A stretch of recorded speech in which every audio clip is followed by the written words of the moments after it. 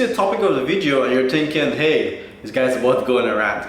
That's not the case, but I wanted to touch on a particular topic that I feel as though it's a growing concern in the fitness industry. And I feel as though fitness is supposed to be something positive. It's supposed to make you better as a person, not just physically, but also mentally. And I decided, hey, why not use the platform, which is YouTube, to convey this somewhat issue. So let's get into it. I feel as though a lot of people go on YouTube, Facebook, Snapchat, whatever, for sources of motivation.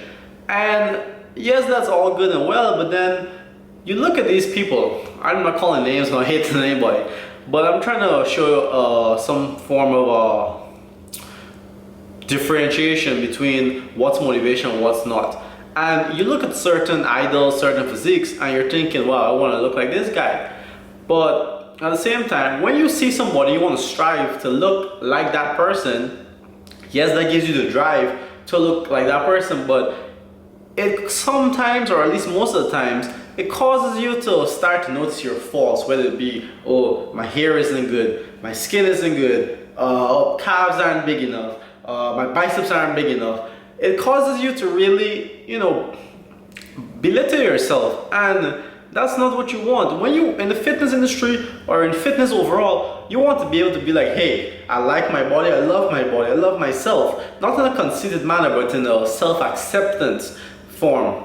You want to say, hey, I love myself, but I love myself so much to the point that I know I can improve on that. So you get up, you go to the gym, yoga, Zumba, whatever you do, at least you're getting active in order to reach a particular goal. But if the journey to that particular goal is going to be filled with a bunch of misdemeanors, in the sense that, oh, I'm not where I want to be right now, I hate myself, oh, I can't believe I still don't look like this. Like, if you keep going towards the goal and because you're not there yet, the whole journey is just negative, you haven't learned anything, you haven't grown. Because if you're so obsessed with the goal that you forget who you are, you lose yourself on the way to that goal, then I don't feel as though the goal is worth it. Because something in life, a goal that you set, a dream that you set out to achieve, it should make you better as a person too. You should learn, you should grow in the journey itself.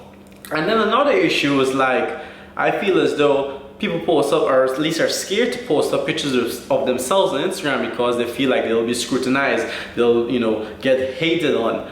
And I don't blame them entirely, because you have a certain group of parasitical individuals that feel the need to belittle people. And it's like, how do you expect people to gain confidence if you're going to bash them? I know people say, oh, you should have tough skin, or you shouldn't take people on, or you shouldn't let the haters get to you.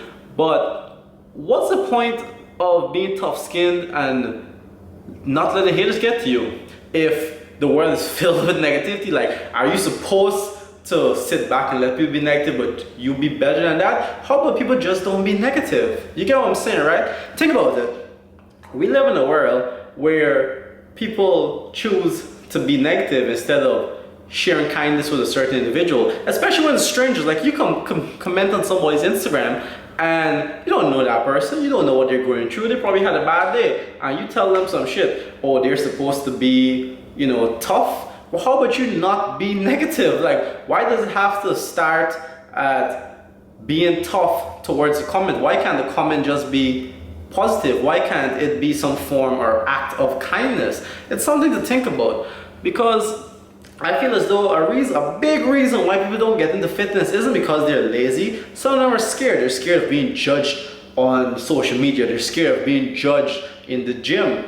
And I think that affects them, not only with their love of their physical being, but mentally. And I know a lot of people are supposed to have high self-esteem and high self-confidence, but how are they supposed to gain this whilst they're fighting the battle, which is your negative comments?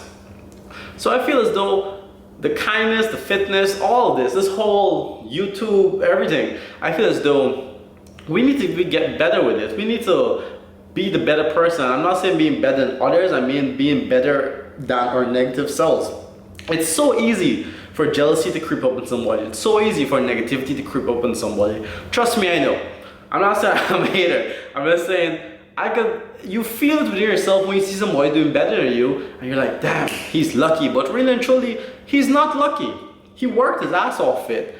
And I tell myself this, and you know what happens? I get motivated by that. If I see the next man watering his grass and his grass is green, instead of me just looking at his grass,